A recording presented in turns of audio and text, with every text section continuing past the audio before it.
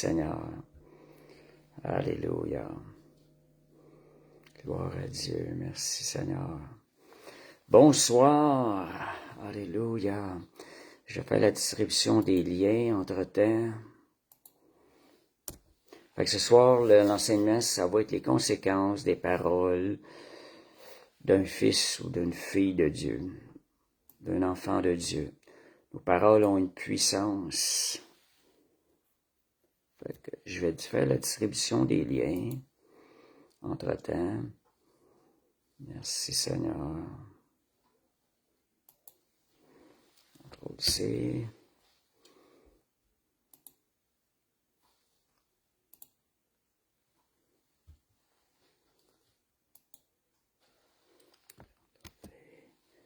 Alléluia.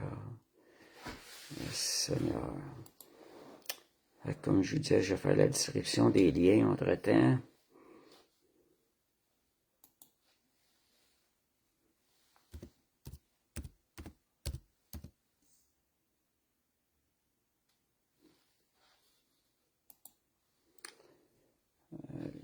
C'est CTRL-V. Voilà. Merci Seigneur. Alléluia.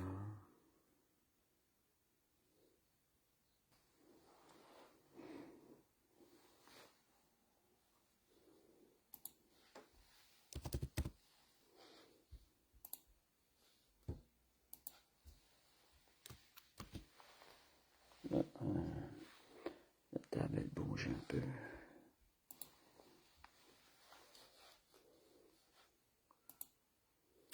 Merci Jésus.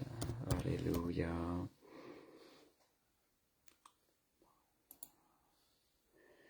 On va commencer dans quelques minutes. Alléluia. Merci Seigneur.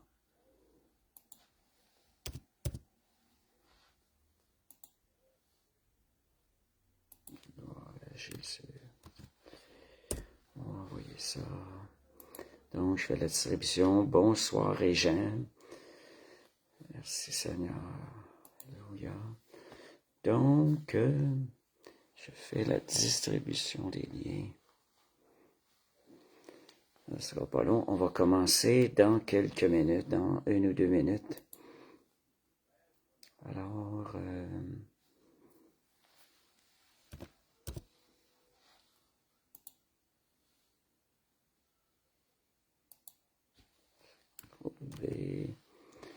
voilà. Merci Seigneur. Alléluia. Jésus. OK, on va commencer. Merci Seigneur. On va commencer par la prière. Fait que Père Céleste, on te remercie, Seigneur, pour ce privilège, Seigneur, d'apporter ta parole, Seigneur Dieu, que tu nous révèles, Seigneur, la profondeur de ta parole par ton esprit, par la révélation de ton esprit. Seigneur, fais qu'elle produise du fruit dans notre vie. Père, je te remercie, Seigneur Dieu, pour la direction, pour l'enseignement, Seigneur, et la clarté, Seigneur Dieu, de l'enseignement. Seigneur, je prie pour une parfaite explication, un parfait enseignement ce soir, qui apporte une parfaite édification dans chacune des personnes qui vont l'entendre. Saint-Esprit, nos yeux sont sur toi et on te remercie ce soir. Au nom de Jésus. Amen. Merci Seigneur. Alléluia. Gloire à Dieu. Bon, merci Seigneur. Alléluia. Gloire à Dieu. Fait que je sais pas comment a été votre début de semaine. Vous savez que dans le Seigneur, tout dépend où ce que nos yeux ont été fixés, vont déterminer quel genre de début de semaine on a. C'est vraiment une autodiscipline qu'on a constamment à regarder à Jésus dans tout ce qu'on vit. Parce que ce monde ici-bas est imparfait, mais avec Jésus, lorsqu'on a les yeux fixés sur lui, Dieu travaille à la perfection dans notre vie et son œuvre, elle est parfaite. Amen. Donc, les conséquences des paroles. Fait qu'à soir, on va voir, là, c'est ça, les conséquences. Bonsoir, Caro. Bonsoir, Paula. C'est constamment, c'est bon de se rappeler la parole, on doit constamment se nourrir de la parole afin que notre esprit soit influencé par la parole de Dieu, parce qu'ici-bas, dans ce monde, il y a une influence. Et l'influence qu'il y a ici-bas dans ce monde, c'est le prince des ténèbres qui travaille à cette influence-là, qu'on n'est peut-être pas nécessairement conscient, mais cette influence-là, le prince des ténèbres, travaille à nous donner une image négative de ce qui se passe dans nos vies. Mais quand nos yeux sont sur le Seigneur, Dieu travaille. Le Saint-Esprit, on lui ouvre la porte à ce qu'il travaille une œuvre parfaite en nous. Merci Seigneur. Donc, j'espère que votre semaine, elle a bien commencé. Gloire à Dieu. Parce qu'avec Dieu, lorsqu'on regarde à lui, notre cheminement, notre croissance est de gloire en gloire à chaque jour. Et ça, c'est conforme à sa parole. C'est à nous de recevoir ces choses-là. Amen. Merci Seigneur. Donc, quand je vous parlais de l'importance des paroles que nous relâchons, en d'autres mots, que nous libérons de notre bouche. Ces paroles-là sont en intérieur, bien souvent sont le produit de notre cœur, de l'état de notre cœur. Donc, il faut faire attention, c'est parce que nous allons relâcher, libérer ce qui a déjà été commencé à l'intérieur de nous. Nous pouvons, si nous voyons que quelque chose n'est pas bon, nous avons la capacité de retenir ce qui n'est pas bien, parce que lorsqu'on relâche une parole, il y a une action qui est relâchée, il y a des choses qui arrivent, il y a des changements. Ces paroles-là vont apporter des changements dans notre vie, dans la vie des gens. En tout cas, des changements dans l'atmosphère que nous sommes en train de vivre, autant spirituel que physique. Donc, nous étant devenus enfants de Dieu, nés de nouveau, nés de l'Esprit, nos paroles ont un impact encore beaucoup plus grand dans le monde spirituel. Il faut réaliser que le monde spirituel est à l'origine de ce qu'on voit ici-bas dans le visible. Ça commence à se manifester le monde spirituel, ça vient influencer notre physique. Fait que c'est là l'importance comme enfant de Dieu, étant connecté maintenant en esprit avec Dieu le Père. La Bible dit Dieu est esprit. Et ceux qui l'adorent en esprit, en vérité. Nous avons un accès beaucoup plus grand au monde spirituel que les gens de ce monde. Donc, c'est à nous maintenant faire attention à ces paroles-là. Nos paroles ont un effet. C'est une porte ouverte au monde spirituel, nos paroles.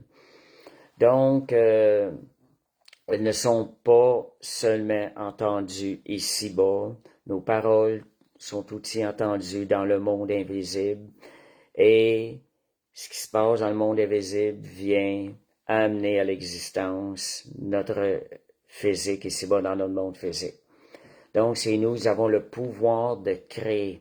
On pense des fois des fois on peut penser que nos paroles n'ont pas de conséquences, mais en réalité c'est seulement des sons qui sont relâchés.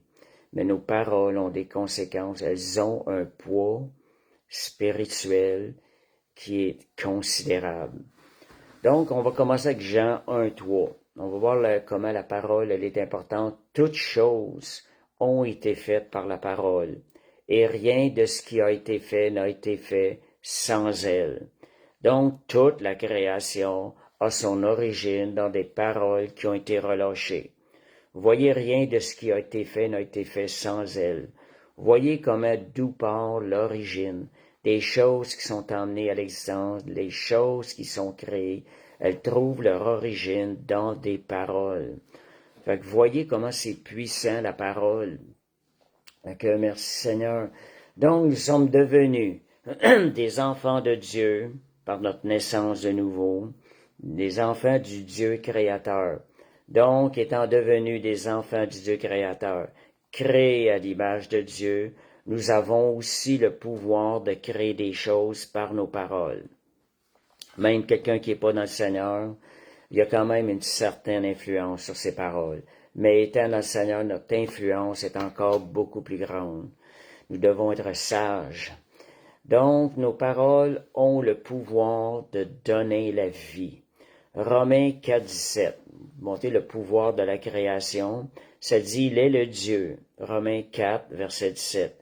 Il est le Dieu qui appelle les choses qui ne sont point comme si elles étaient déjà. Voyez, ça commence par la parole. Avant même qu'on voit les choses à l'existence, il y a quelque chose qui est relâché. On appelle des choses qui ne sont point comme si elles étaient déjà. Et ça, c'est le début de ce qui se passe. Donc, nos paroles ont le pouvoir d'amener à l'existence des choses qui n'existent point. Donc, on a le choix de les utiliser pour construire des bonnes choses dans notre vie, ou on peut se laisser aller par les émotions, puis emmener des choses qui vont venir détruire notre vie et voler des bénédictions que Christ nous a acquis dans notre vie. Donc, c'est à nous qui avons le choix de décider qu'allons-nous créer avec nos paroles. Allons-nous créer le bien ou le mal? J'ai ce verset-là que j'avais dans mon cœur avant de commencer. C'est un verset qui nous parle de l'importance des paroles, qu'il y a un jugement qui va être passé sur nos paroles.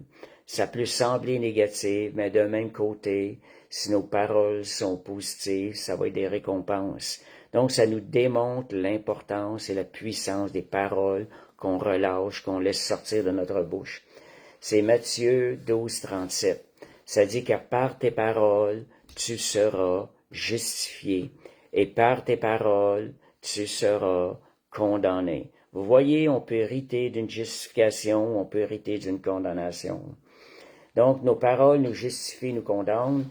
Toutes paroles prononcées auront un impact sur notre état devant Dieu. Je dis, vous savez, les paroles, ils vont témoigner de notre foi aussi, de ce qui se passe à l'intérieur, ou elles vont témoigner de notre distance d'avec le Seigneur, de notre éloignement face au Seigneur, parce que la bouche, elle va parler de l'abondance du cœur.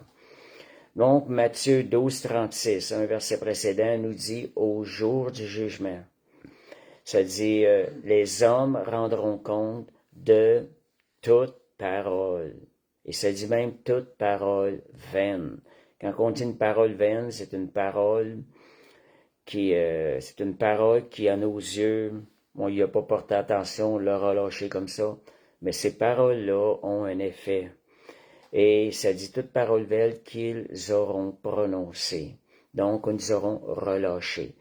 Penser à des choses, oui, il y a quelque chose qui se passe dans nos pensées lorsqu'on médite des pensées, mais ça finit par atteindre le cœur et le cœur va relâcher les paroles.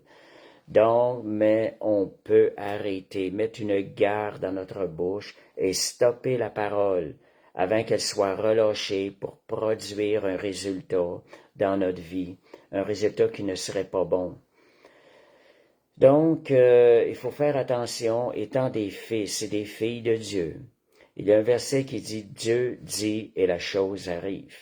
C'est officiel. Étant des fils de Dieu, on a aussi un certain pouvoir de création. Donc, il faut faire attention, ne sous-estimons pas nos paroles. Et la question n'est pas réellement « qu'est-ce que j'ai parlé ?» mais « qu'est-ce que j'ai relâché ?» C'est pas juste une question de parler, il y a quelque chose qui est relâché, il y a une action qui est relâchée, qui va continuer à travailler. Ces paroles-là vont continuer à travailler dans le monde invisible.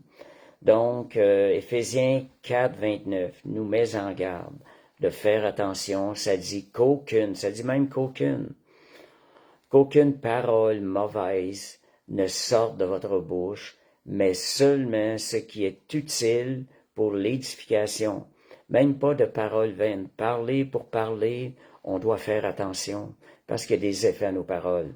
Donc, nos paroles sont une source de bénédiction et de vie, ou de malédiction ou de jugement. Elles auront des conséquences qui vont être éternelles.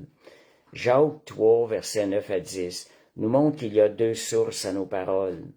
Par elles, nous bénissons, on parle de notre langue qui relâche des paroles, par elles, nous bénissons le Seigneur notre Père, et par elles, nous maudissons les hommes faits à l'image de Dieu. De la même bouche sortent la bénédiction et la malédiction. Donc, il y a deux sources. Il ne faut pas, mes frères, qu'il en soit ainsi. Veillons avant de relâcher les paroles. Réfléchissons, soyons plus lents à parler. Réfléchissons quelle est la source de cette parole-là. Parce que la source va déterminer si ça va être bon dans notre vie ou ça va être méchant dans notre vie. Ça ne sera pas bon. Donc, on va voir un bon côté de la parole, vous montrer comment est-ce que c'est puissant la parole. Romains 10, ça dit, si tu confesses, c'est bien dit de ta bouche, le Seigneur Jésus, si tu crois dans ton cœur qu'il est ressuscité des morts, tu seras sauvé. Ça dit, car c'est en confessant de la bouche qu'on parvient au salut. Vous voyez, la confession de la bouche. Il y a une parole a le pouvoir de nous sauver, de nous donner accès au salut de Dieu en Jésus-Christ. Voyez-vous comment c'est puissant la parole? Nous sommes condamnés par le péché, mais par une parole de foi qui est relâchée, nous ouvrons la porte à recevoir le cadeau gratuit de Dieu en Jésus-Christ. Et cela se fait par des paroles. Moi, je me rappelle, des gens pensent des fois que la confession de la parole, la prière de repentance, prière de foi, que c'est religieux.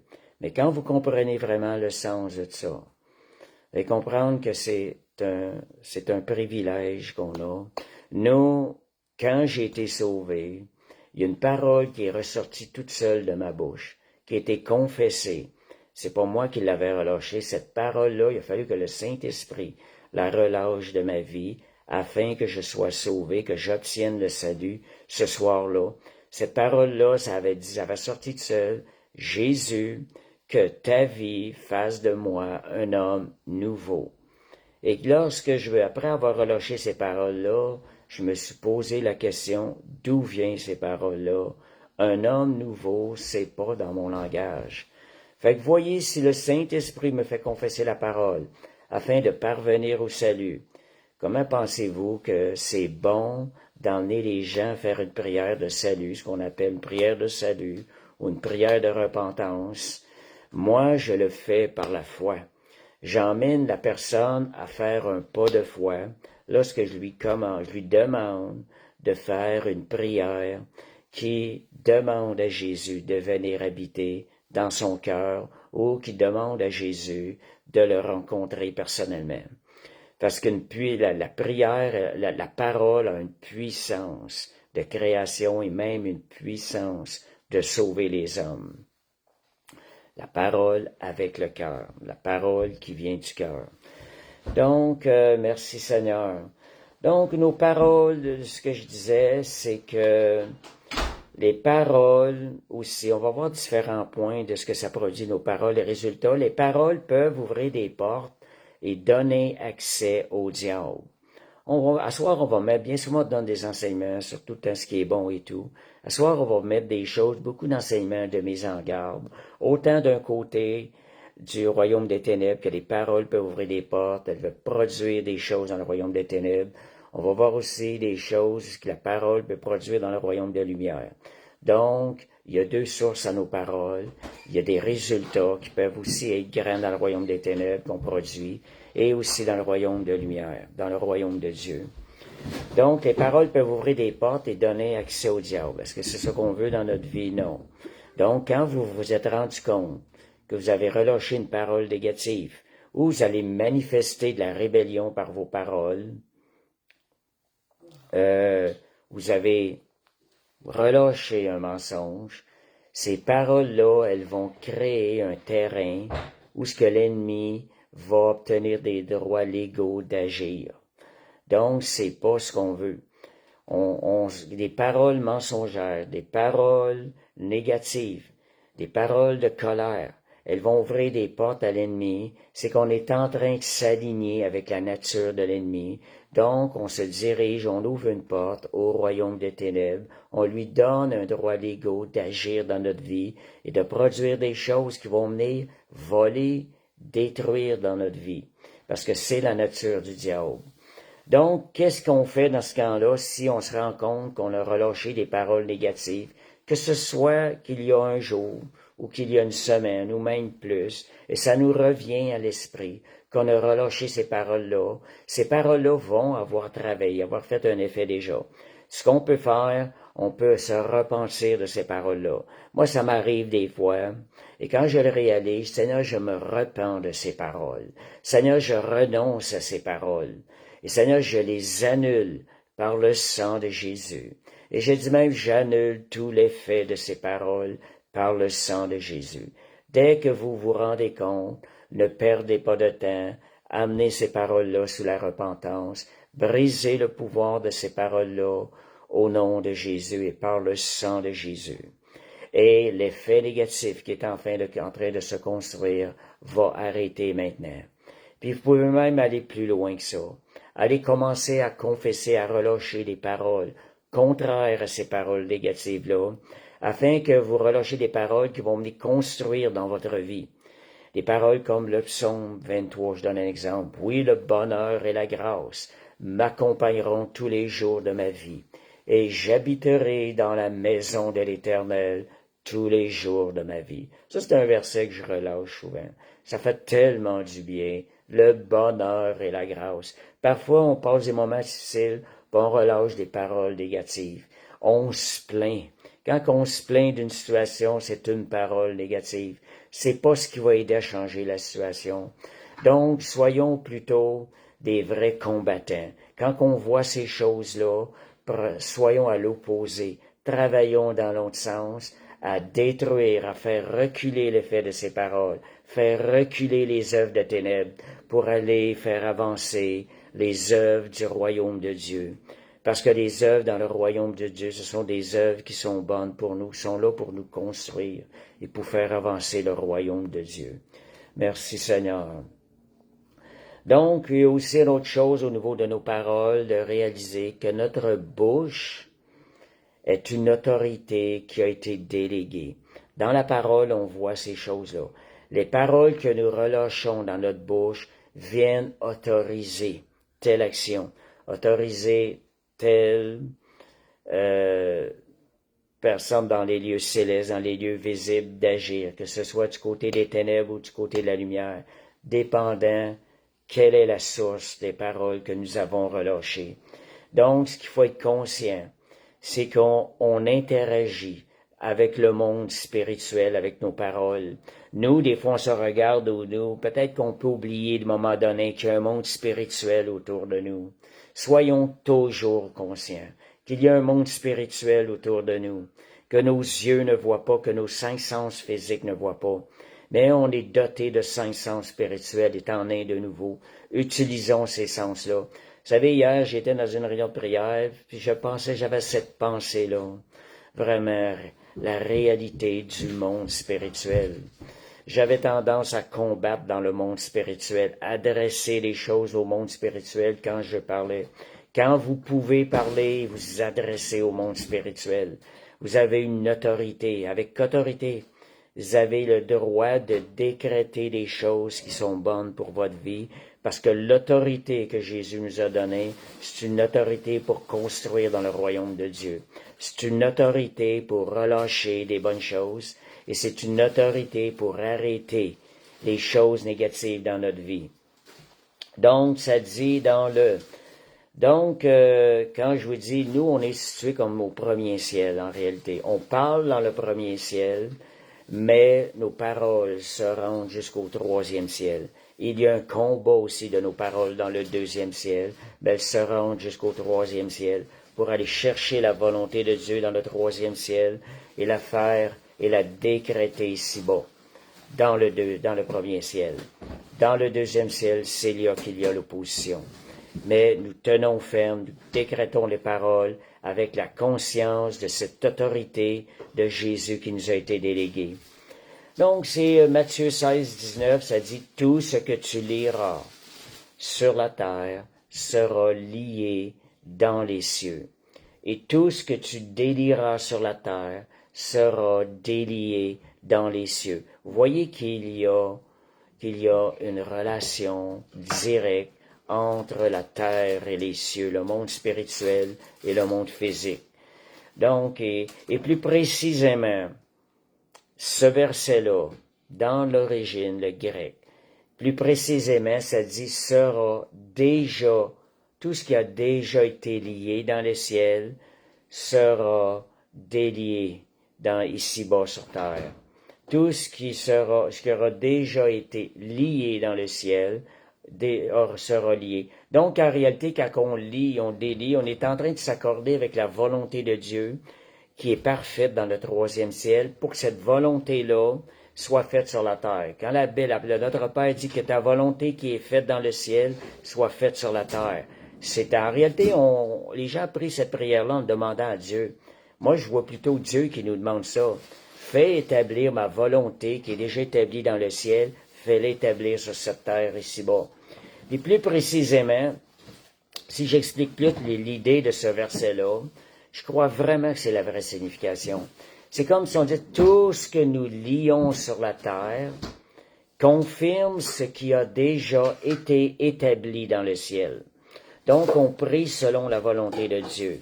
Donc, on ne force pas le ciel à agir, mais nous manifestons sur la terre ce que le ciel a déjà décrété.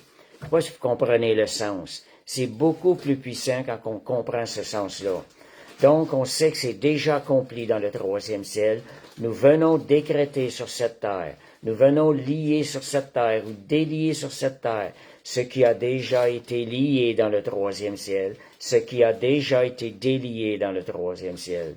Donc, nous décrétons sur cette terre ce qui a déjà été établi dans le troisième ciel. Ça, c'est l'autorité qui nous a été donnée pour faire passer la volonté de Dieu à travers le deuxième ciel où il y a l'opposition. Par l'autorité de Jésus, nous pouvons amener la volonté de Dieu sur cette terre. Fait que quand vous priez Notre Père, soyez conscient de votre responsabilité. Quand vous dites que ta volonté soit faite sur la terre comme au ciel, voyez-le comme un décret d'autorité que vous êtes en train de prononcer afin que cette chose, la volonté de Dieu, soit établie sur cette terre. Ça fait toute la différence, des fois, de comprendre le vrai sens des versets. Donc, parce que ça nous rend responsables. Si on ne prend pas nos responsabilités, l'autorité, si on ne l'exerce pas, l'autorité nous a été donnée, il n'y a rien qui va se produire. Donc, c'est important d'être responsable. Je pense que bien souvent, la parole de Dieu nous enseigne, nous exhorte à être responsable à plusieurs endroits. Et quand si vous lisez quelque chose, vous ne sentez pas la responsabilité, étudiez, méditez la parole de Dieu. C'est important que vous soyez conscients. La parole de Dieu est là pour nous montrer ce que nous devons faire. C'est pour nous, elle nous rend responsables des choses, elle nous révèle ce qui nous a été accordé, comme l'autorité de Jésus qui nous a été accordée. Donc, OK, fait que dans le combat spirituel, on va continuer. Dans le combat spirituel, vous me direz à la fin qu'est-ce qui vous a le plus frappé dans cet enseignement de ce soir.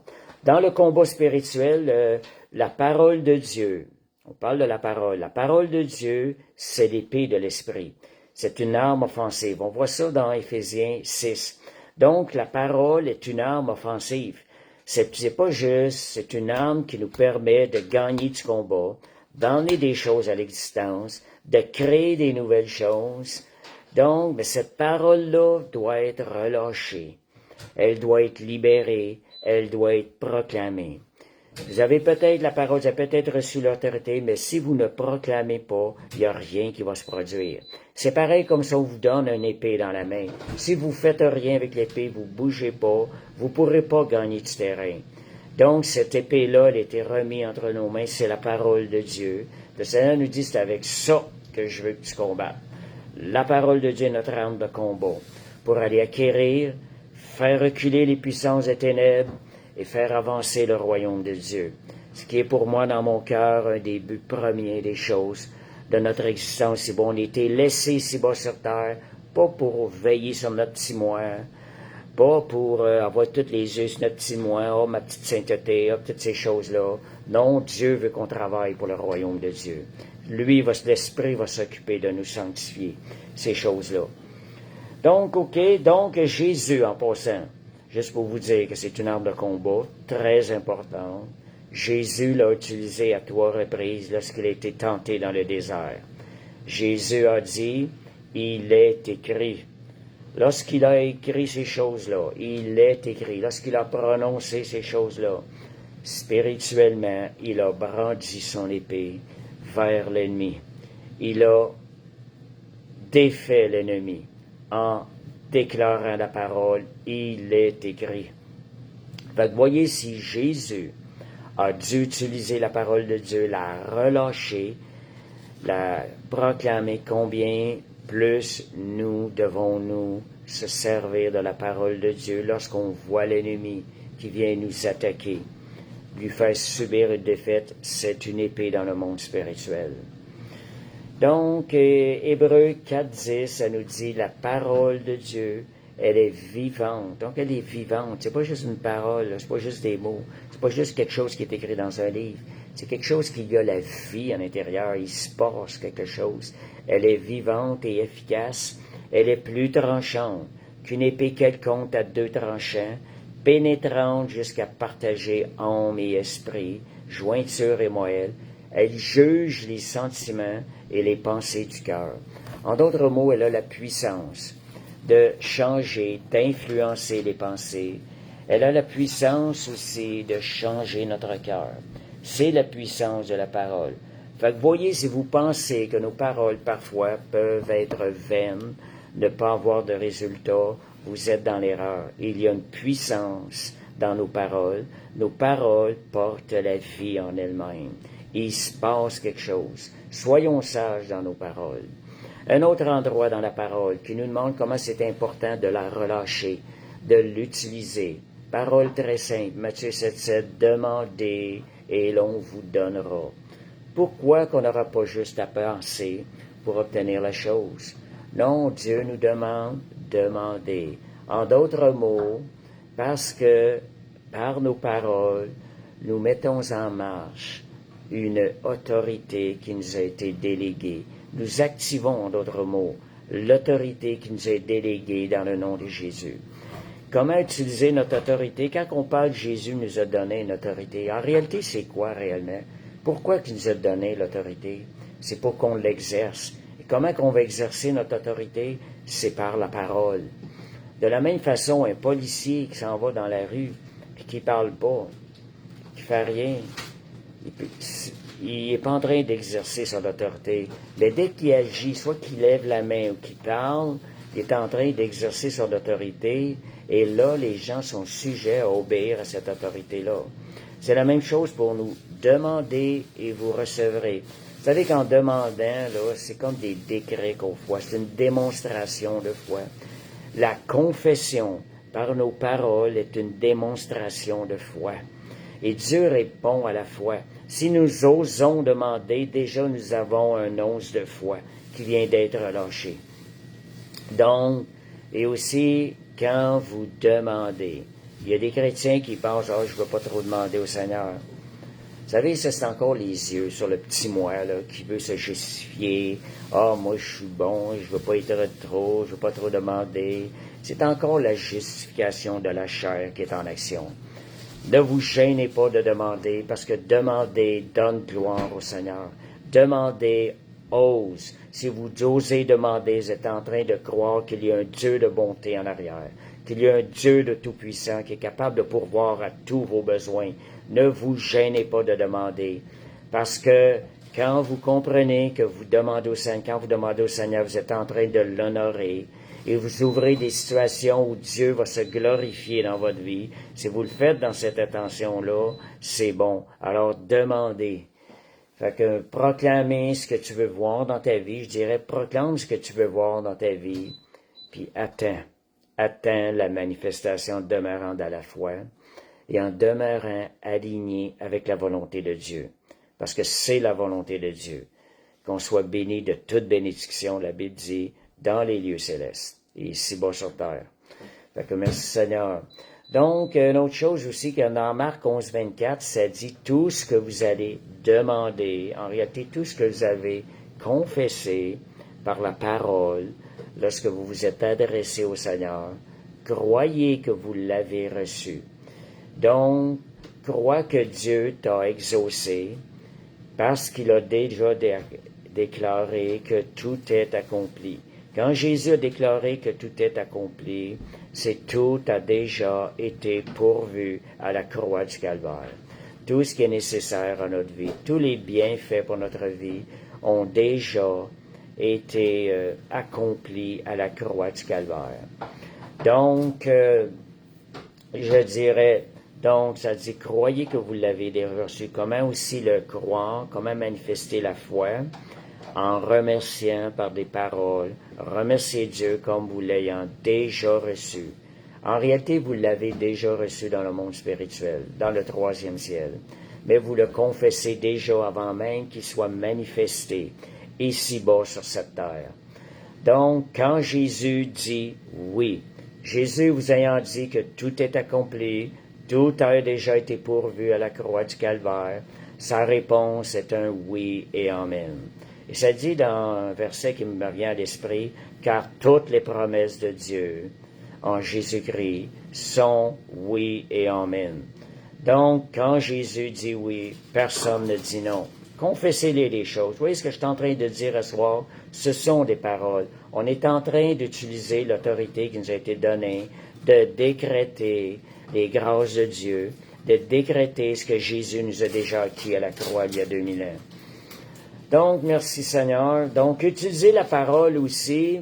Elle va servir. Je sais que le pasteur vous a donné un enseignement sur les forteresses la semaine passée. Vous expliquer ce que c'était, les forteresses. C'est des murs que nous avons élevés dans nos pensées. Ce ne sont pas des démons, les paroles. Les forteresses, ce ne sont pas des démons. Je sais qu'il y en a qui ont peut-être pensé que c'était des démons. Lorsqu'on voit ça, les forteresses, on pense que c'est des démons.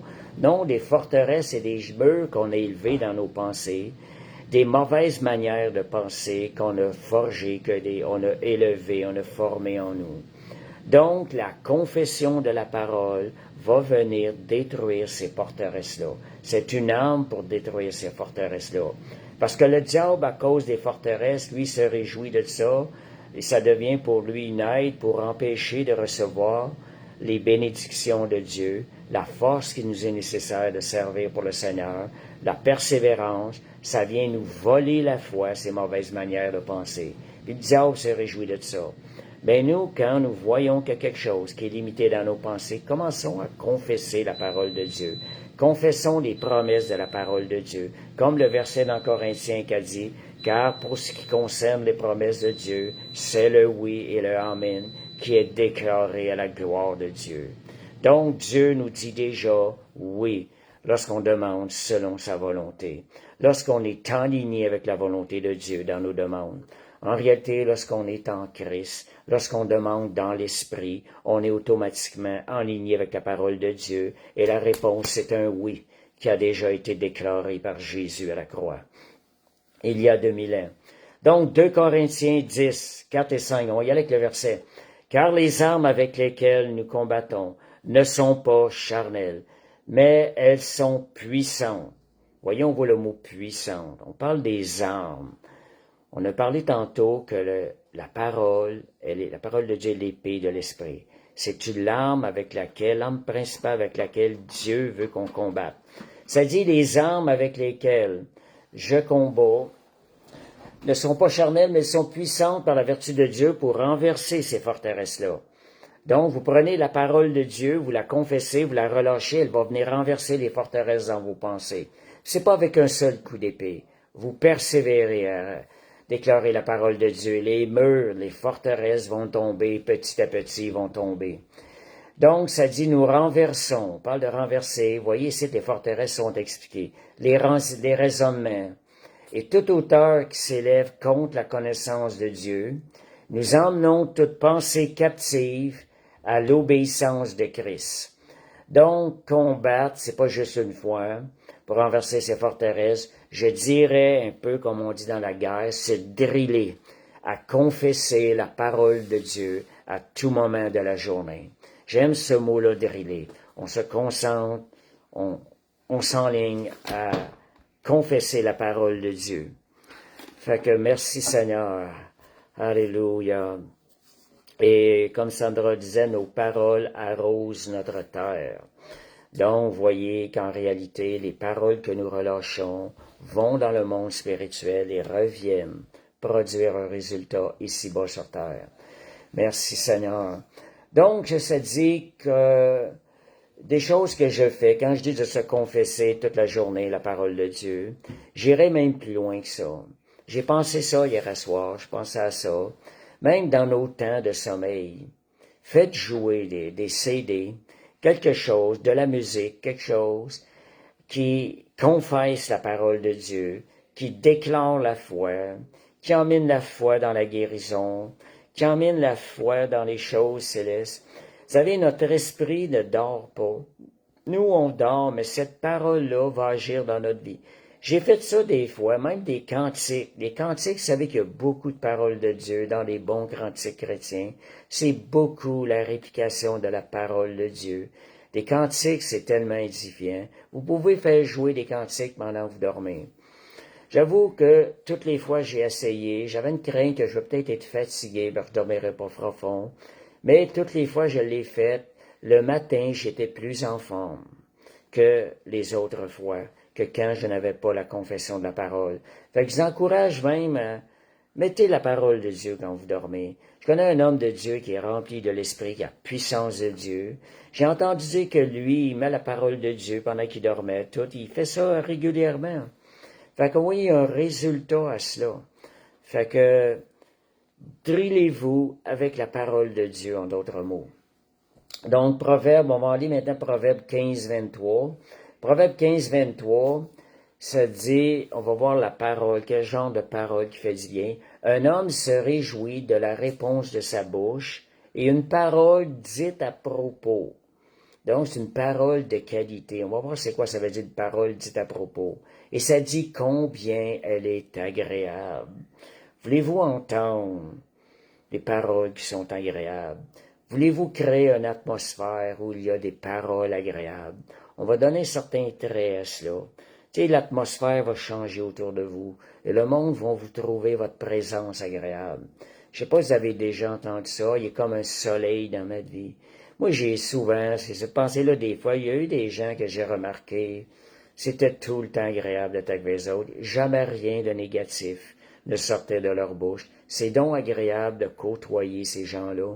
On dit de ces gens-là qui sont un soleil dans notre vie. Ils ont toujours quelque chose de positif. Ils sont toujours de bonne humeur. On a cette capacité-là comme enfant de Dieu, et combien plus comme enfant de Dieu.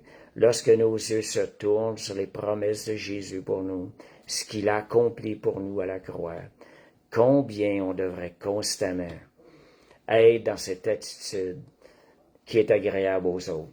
Donc, une parole dite à propos, c'est une parole qui est prononcée au bon moment, qui est prononcée avec un bon ton de voix, qui est prononcée aussi pour la bonne personne.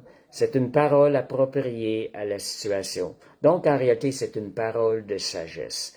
Parole qui est sage. Elle a eu le temps, avant de la relâcher, elle a passé par nous, nous l'avons évaluée, nous l'avons relâchée avec sagesse.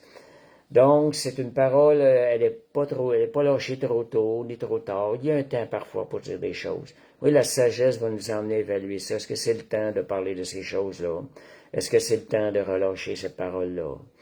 Vous voyez, c'est des choses. Vous savez que les enseignements que je donne, là, je ne veux pas dire que c'est toutes des choses que j'ai déjà en pratique. J'en retire l'enseignement moi-même, justement pour les pratiquer, pour les mettre. C'est tellement bon, la parole de Dieu. On a besoin de renouveler notre esprit avec la parole de Dieu.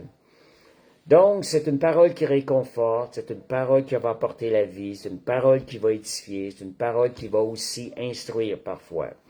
Donc, l'opposé d'une parole dite à propos, c'est une parole qui est relâchée rapidement, soit par réaction, soit par l'impulsion des sentiments. Ce sont ces genres de paroles-là qui sont relâchées sous l'impulsion des sentiments.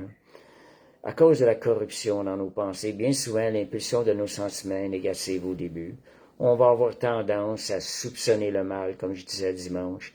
La tendance première de l'homme qui est corrompu, c'est de soupçonner le mal.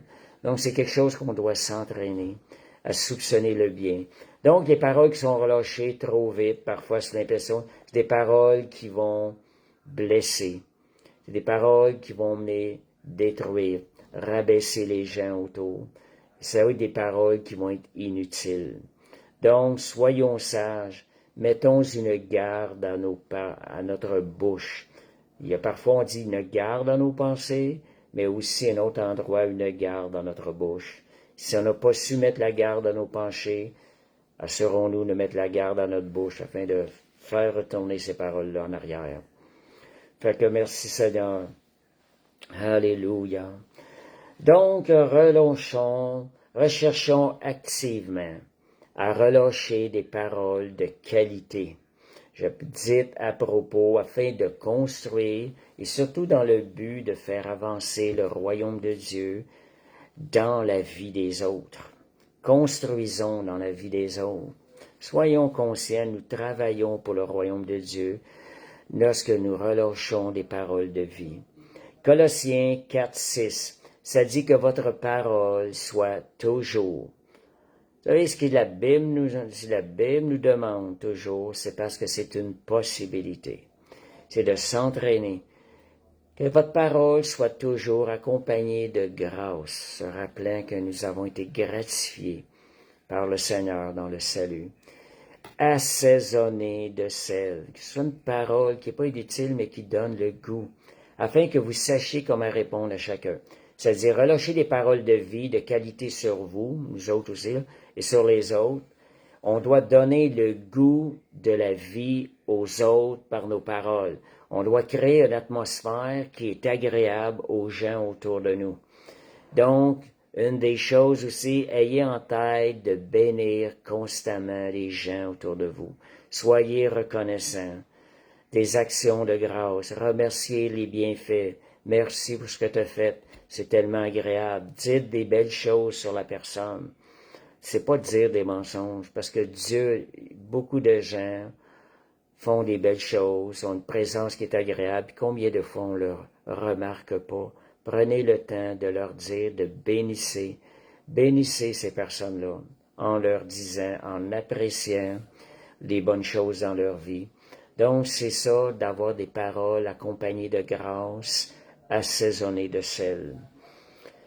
Donc, merci Seigneur, alléluia.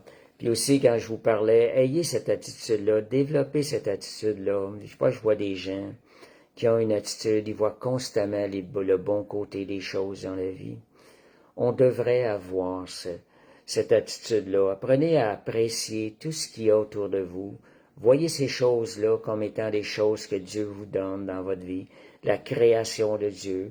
Voyez le bon côté des choses et ayez un cœur reconnaissant envers Dieu. Et ça va vous aider. Les gens vont trouver votre présence agréable avec ces choses-là. Merci Seigneur. Donc, pour terminer, je vais terminer. Rappelons-nous que nous portons avec nous une épée constamment dans notre main. Une épée puissante qui peut créer ou détruire. Cette épée-là, c'est nos paroles que nous relâchons. Spirituellement, c'est une épée, mais ici-bas sur terre, c'est des paroles que nous relâchons. Nous pouvons relâcher des paroles à tout moment de la journée. Donc, et ne pensez pas non plus. Je sais que des fois ça arrive, on pense des fois que tes paroles n'ont pas grand conséquence. Oh, j'y ai pas vraiment pensé dans mon cœur. Ça n'aura pas grand conséquence.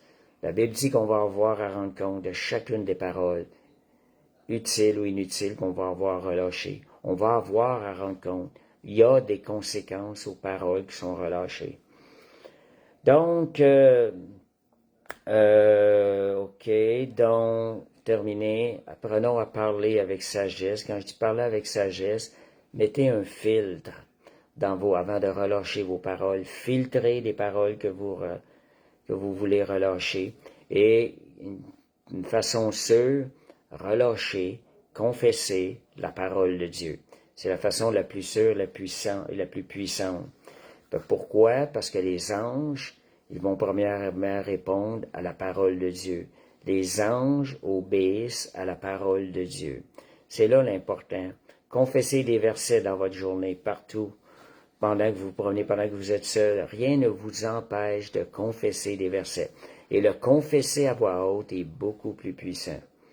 C'est pas seulement le penser ou le murmurer, Si vous pouvez le confesser à voix haute, faites-le. Puis il y a une chose, quand je parle de confesser à voix haute, vous lisez la parole de Dieu, lisez-la à voix haute. Je connais quelqu'un qui avait bien de la misère à lire la parole de Dieu, il n'avait pas d'intérêt. Le moment où elle a commencé à confesser, à lire la parole de Dieu à voix haute, aujourd'hui c'est une personne qui est en amour avec la parole de Dieu depuis qu'elle a commencé à lire la parole de Dieu à voix haute. Donc, il y a des choses qui se passent. Puis pour terminer, le psaume 141:3, « Mets une garde en votre bouche ».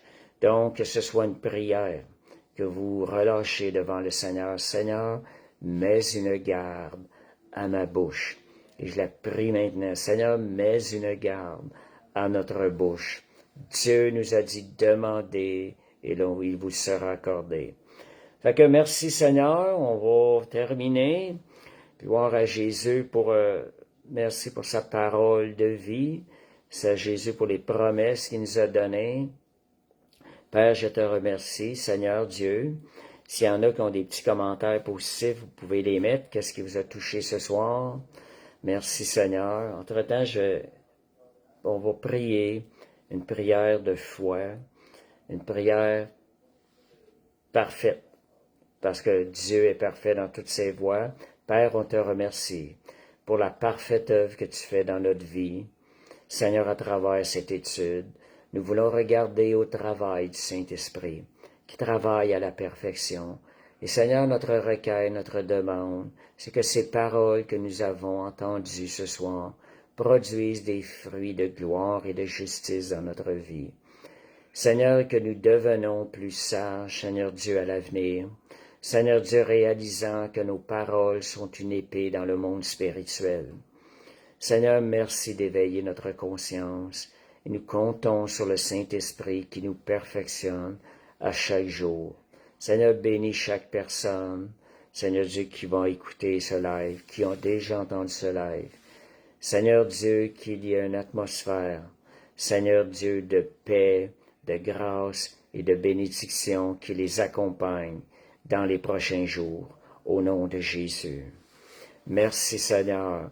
Fait que je vous encourage à partager ce live sur Facebook. Partagez-le dans votre story ou aussi dans sur votre Facebook. Merci Seigneur. Et aussi, on a les mardis soirs, l'intercession au 1884 Siemon.